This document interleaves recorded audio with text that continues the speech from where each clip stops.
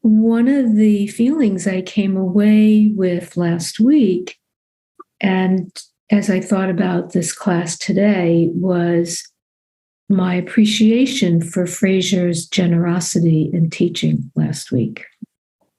And I really appreciate when somebody offers to teach, and she would not accept any dana, any material contributions you might have made last week. She wanted it to go to me. So I feel quite appreciative of that, of your generosity in teaching and that offering. By the way, I never know how much anybody leaves in their dana and their offering of funds to come back that go through IMCW, and some of it goes to IMCW.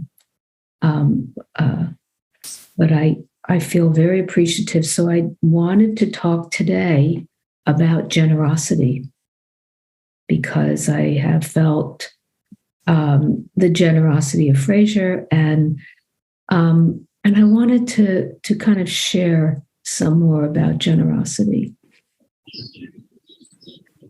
So one of the teachings on generosity comes from what's called the 10 paramis, or these 10 perfections of the heart-mind.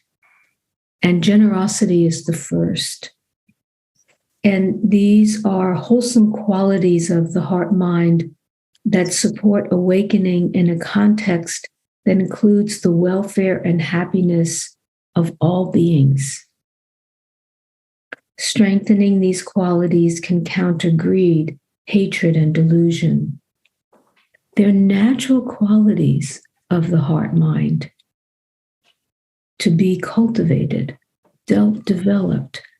We're developing these qualities oftentimes when we meditate.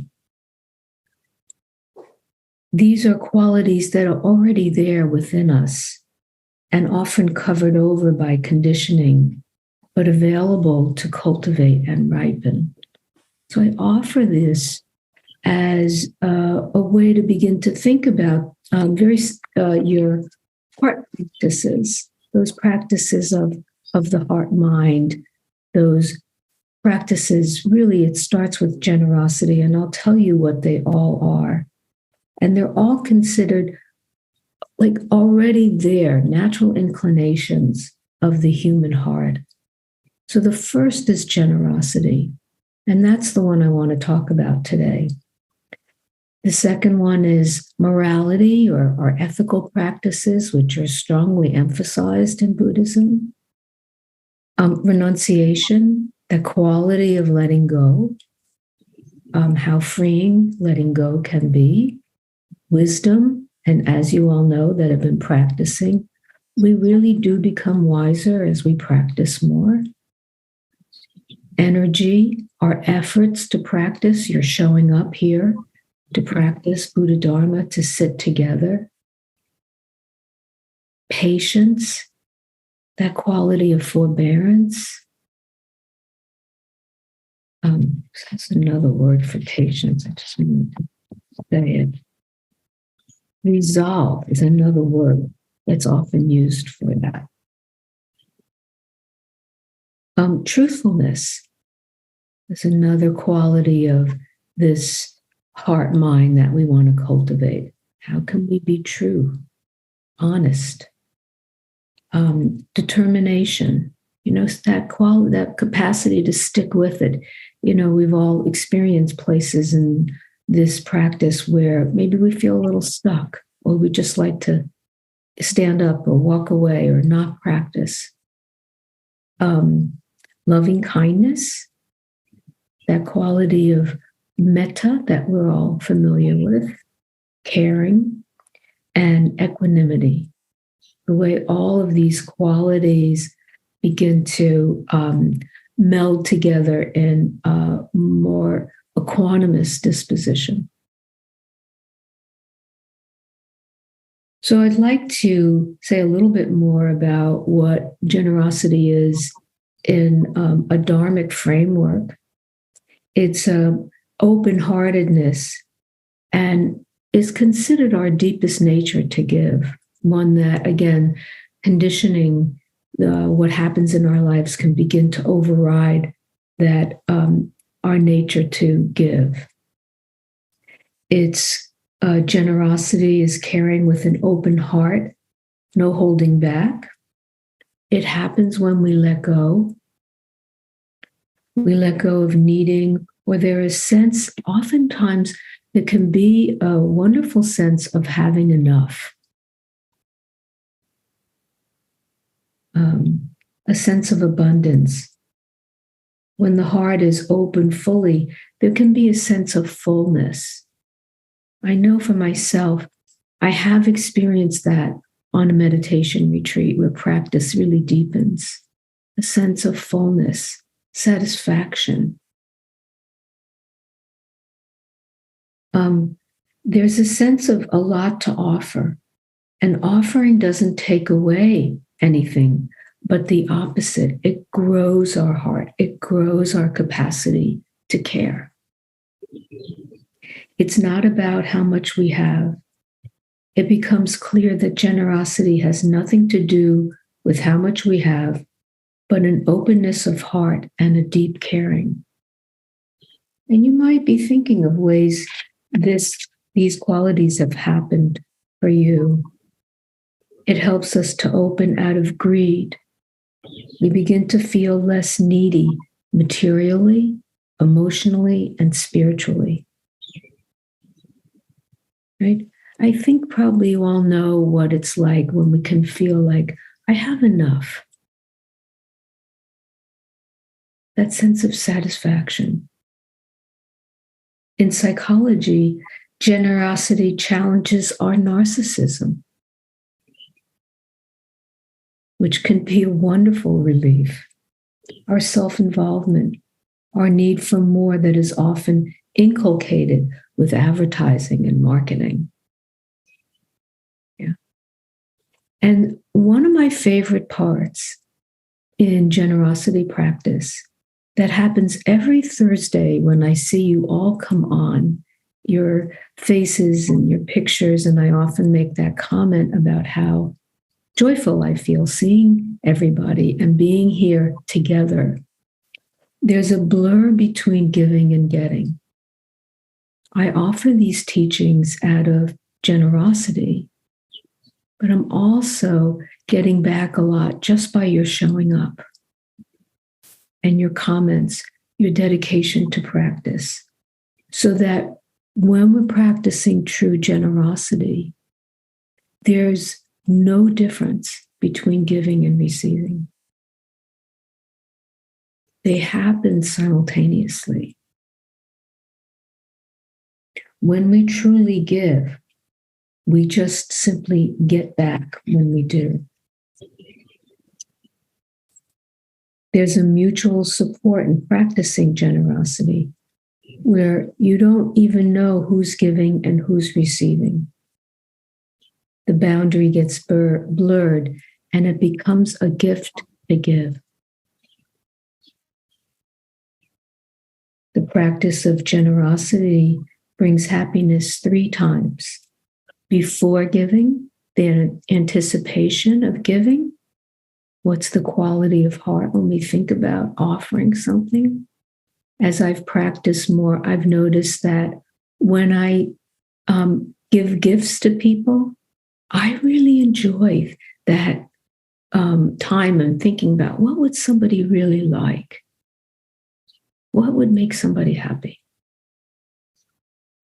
The actual act of giving, and after giving, reflecting on the act of the wholesomeness of generosity.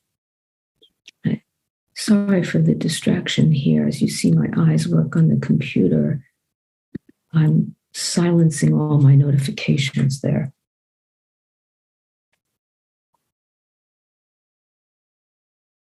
So just a little more here. This is a quote from Thich Nhat Hanh, who we've been talking about here. He calls generosity the second precept.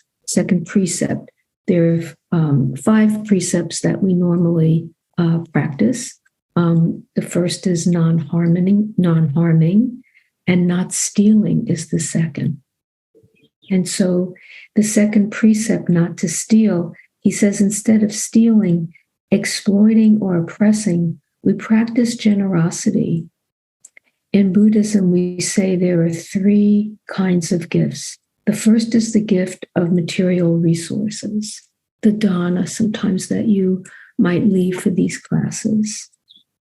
The second is to help people rely on themselves, to offer them the technology and know-how to stand on their own feet, helping people with spreading, teaching, sharing the Dharma so they can transform their fear, anger, and depression. So that becomes a gift. The Dharma itself, these teachings passed down from the Buddha, the generations of teachers. I've learned from teachers that practiced before me. They learned from other teachers. These are gifts. This is generosity. The third is the gift of non-fear. We are afraid of many things. We feel insecure, afraid of being alone, afraid of sickness and dying. To help people not be destroyed by their fears, we practice the third kind of gift, giving. This means the gift of the Dharma, the teachings, the truth, wisdom.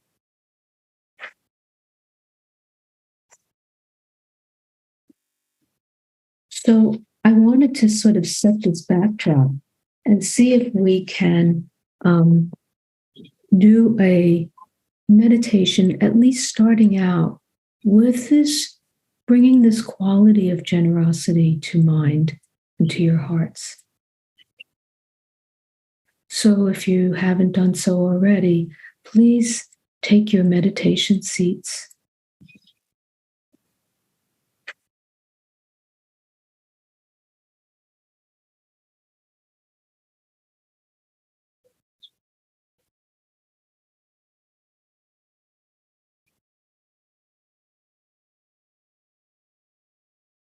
Taking a few deeper breaths as you come home to your meditation practice.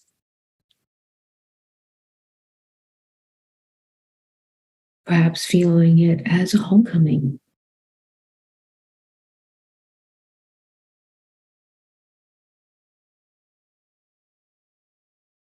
Connecting with your body. And in these heart practices, connecting with your heart, whatever that might be for you.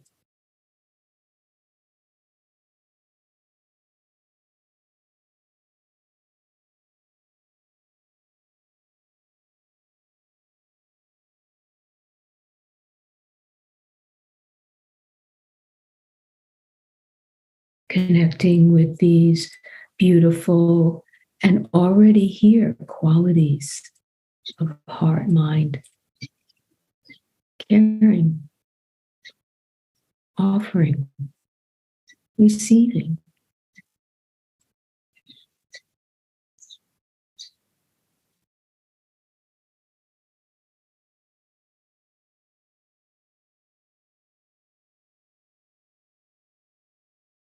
Perhaps keeping in mind with what you have received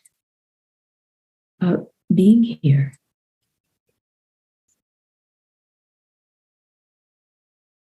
What you've received from the teachings,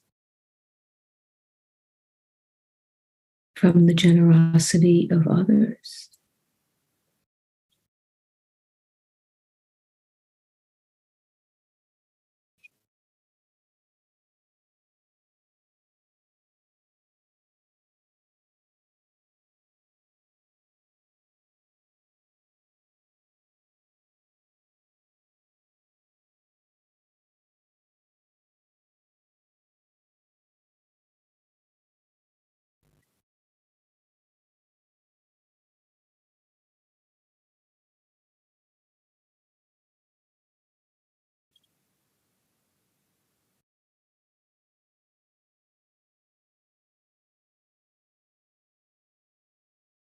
Connecting with the generosity you offer in dana, whenever material gift you leave for the teachings, your generosity with each other, sharing your experiences, your questions.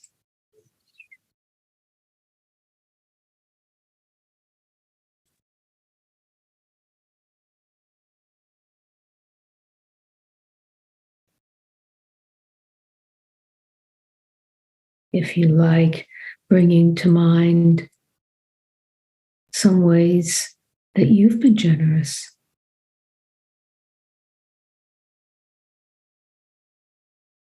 Generous with your resources, generous through acts of service, generous with your caring.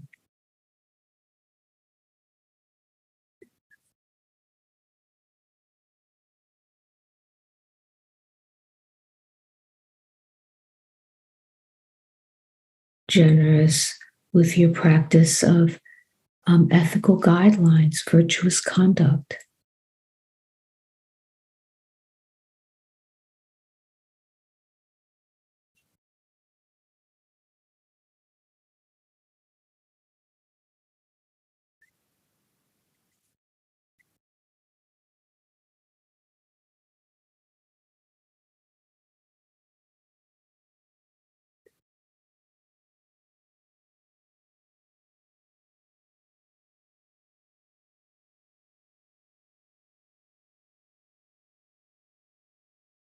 Perhaps you've experienced that reciprocity of giving and receiving at the same time.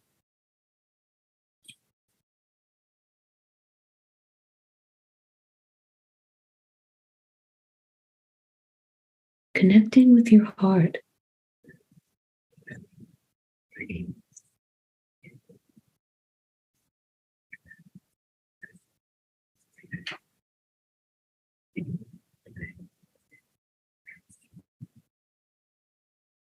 Connecting with caring.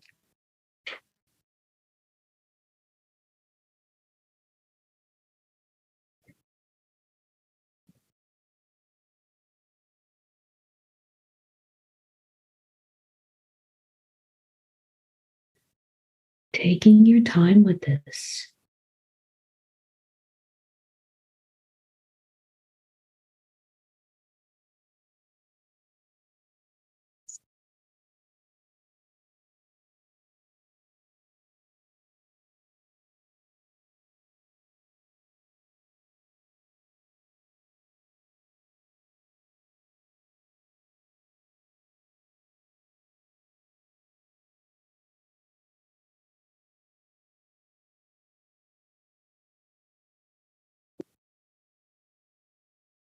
Perhaps connecting with how much you might love to care about some being in your life.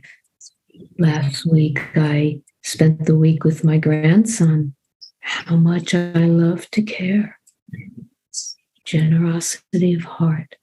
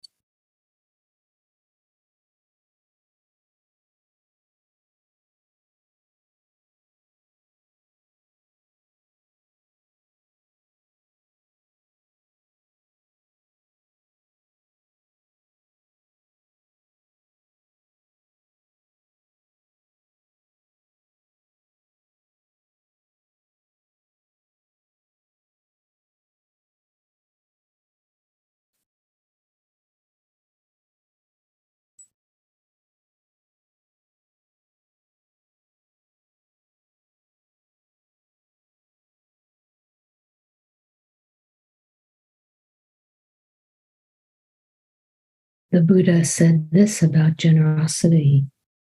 O monks, if people knew as I know the results of giving and sharing, they would not eat without having given, nor would they allow the stain of stinginess to obsess them and take root in their minds.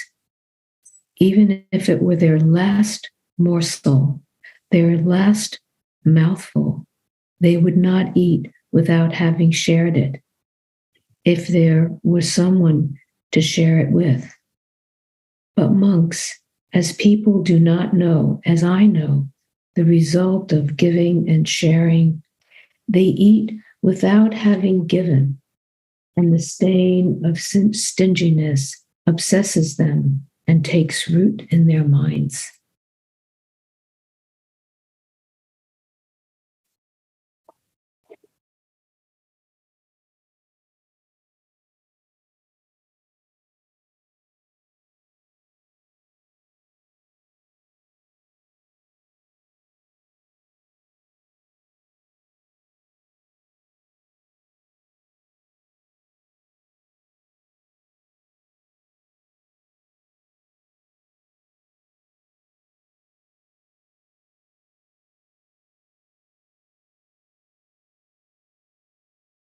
You might notice the effects of generosity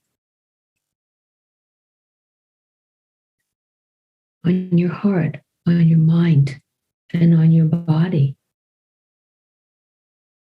Is there a greater sense of openness, receptiveness,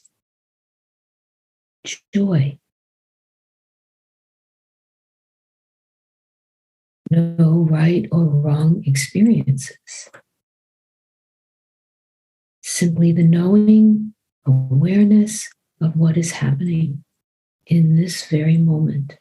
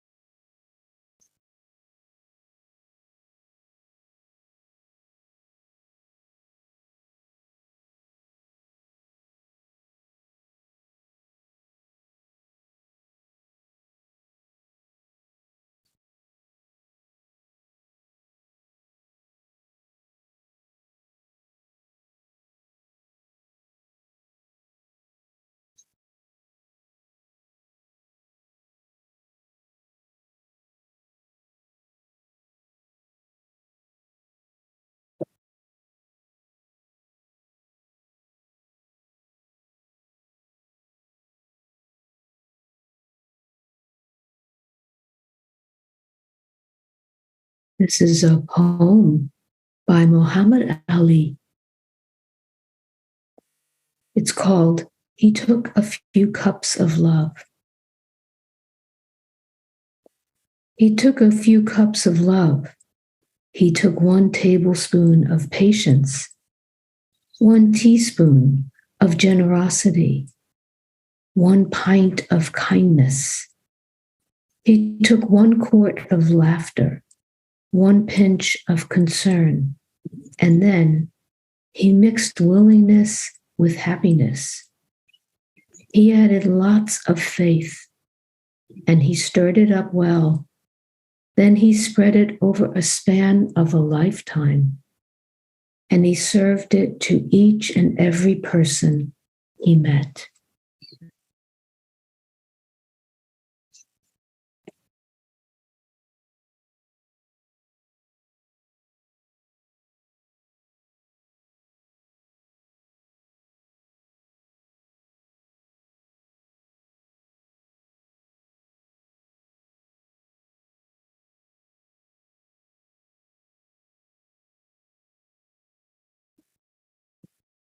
And if it's in your practice to bring your palms together in front of your chest,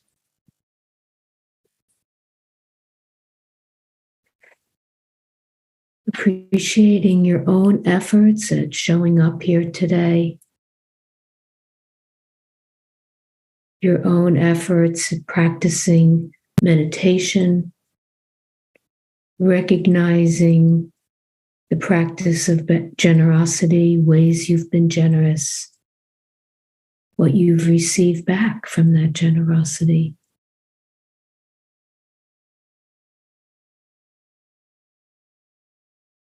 The peace and joy that might come from that, the cultivation of your heart,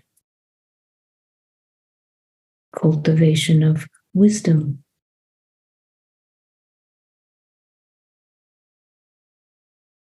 and wishing for all beings to experience this joy and peacefulness, to experience the gifts of generosity and gratitude, appreciation. When it's been easy to love, easy to give, when you feel like you have enough, when others feel like they have enough. Wishing for all beings a sense of fullness, a sense of appreciation for everything they have and everything they offer.